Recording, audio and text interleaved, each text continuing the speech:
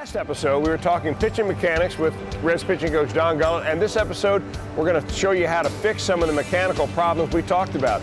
Gully, we were talking the other day about making sure that a pitcher steps in the right line as he goes to home plate. You either step on that imaginary line right at your target or a little bit on the open side, never too far to the close side. Now you have a pitcher that has this problem. He's a youngster and he's still learning how to pitch. So how do you go about having him do that? Do you draw an imaginary line, or is there something else in his delivery that you try to get him to do? Well, we use the imaginary line here at the Major League level, and obviously the key is getting the individual to step toward the area of the target, which is home plate in this case. That you got to be able to put him on line, and that is, and when he raises the leg, he's got to open the hip.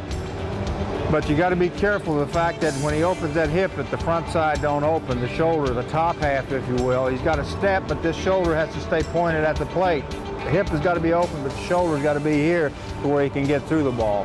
And the problem with correction in this regard is if he gets here and he opens the hip and the shoulder flies, now you're putting pressure on that front side. So the hip's got to open, stepping in the direction of where he's throwing, but he's also got to keep the shoulder closed to where he can stay on the ball and be able to throw the ball with accuracy and thus not causing any problems. So in making the adjustment, the correction, if you will, make sure he's stepping there, but the hip has got to be pointed at the plate, but the shoulder's got to stay closed to where you can get through it and stay on the ball. That way, I guess you'll throw more strikes, your arm injuries will be reduced, and you'll be a better pitcher overall. Right.